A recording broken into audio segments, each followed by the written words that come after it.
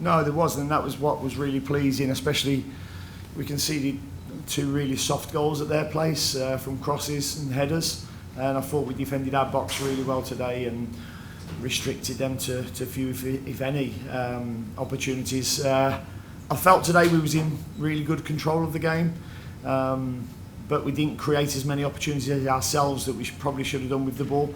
They sat a little bit deeper in a 5 and made it really difficult to open gaps.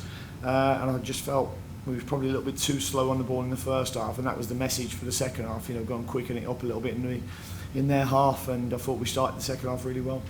Was the focus on defending, man on man in the receiver of the cross, or cutting off the crosses altogether because they really didn't put? Yeah, no, I'm not sure they had a corner all game. That shows how good our defence were at keeping them higher up the pitch, and that starts from the front men as well. Not just I decided to change the shape today. I felt it would help us the way that Nashville play.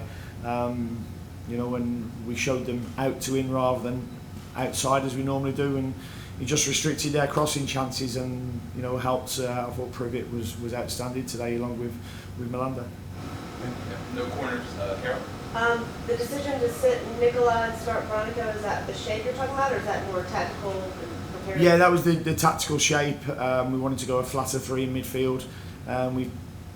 Diani, we wanted our 8s to get out to their wing backs as well, which I knew BB could do. He's got the legs to go and do that, and I thought he put in a really good performance today as well. Not many guys you can start and go 90 when they haven't played in like 8 months in a game. No, and he's one that certainly can. As I said before, I'm sure there's some battery inside of him that keeps getting recharged.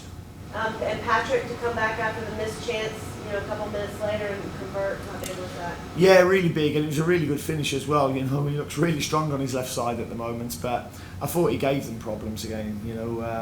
He knows he needs to tidy himself up, when we're playing to his feet at times, but he just causes centre-backs problems, and him and Kerwin probably should have done better for another couple of chances we had on the breaks, but it was nice just to see us controlled on ball as well today. Kerwin looked about 4% off today. Ball's a little wide, a little behind players. Is that a matter of some days you just play better than others, or was there something a little bit off? No, I mean there's some days that some things can be a little bit off. I think he slipped a couple of times. When he was receiving the ball or when he got the ball. But one thing he did, he worked as hard as I've ever seen him work today. He's become such a good team player. He gets big chances because he runs in behind as well, and he's a threat with the ball at his feet. As far as Yuri Tavarch is concerned, we've seen him play wide, but he has a history of playing through the center as well.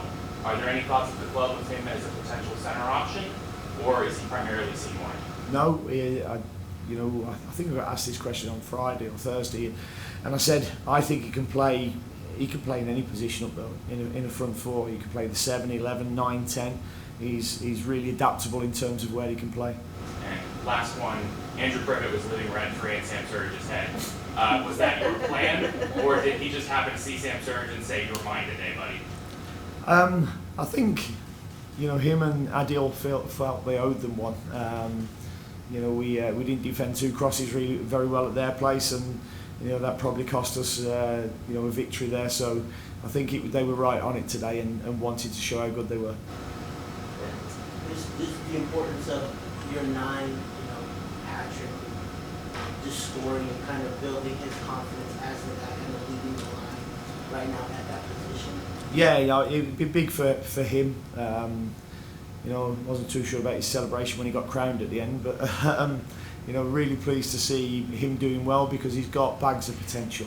There's a lot of stuff to work with him, but he wants to get better, and that's the beauty of it. So really pleased, but putting young lads on, Nico as well at the end, and Tiger's such a threat with his pace to come on last 10-15 minutes. So I really like the young players that we've got, and the likes of Scotty coming on with Nico just helps our balance in the team. And another player that scored tonight too, a brace, your son, James Smith. Have you had a chance to talk to him yet? I haven't. I've just seen the result. They won 3-2, and he scored a couple of goals. So it'd be very difficult to shut him up over the next few days. Cheers. Nashville had 19 interceptions. What do you think they did, or what do you all need to do? Because that just seems like a lot of interceptions for another opposing team. What we all doing that? Yeah, I think the interceptions mainly come though because they dropped into a low back five. So we're trying to force the issue to create some space. You know, and it was usually their centre halves who, you know, one of the three centre halves who intercepted today. You know, and that's where you're happy to lose the ball if you're going to lose the ball. You know, trying passes in the final third.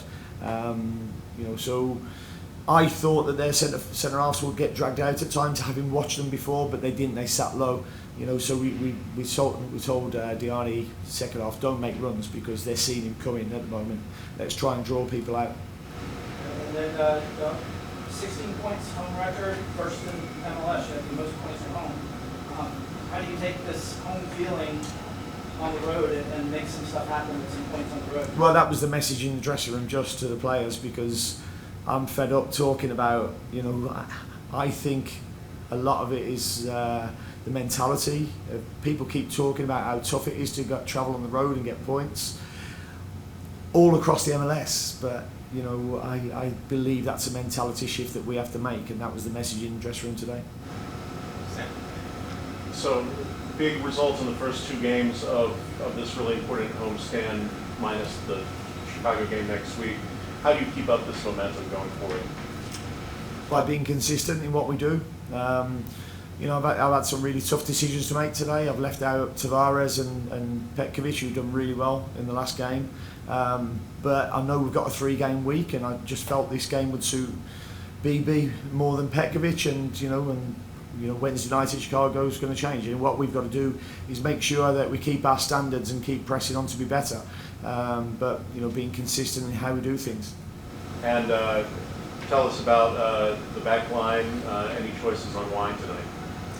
Well, I've got an agreement with my wine suppliers that I'm going to get 2 for 1 if we get back-to-back clean sheets. So I'm quite thankful for that.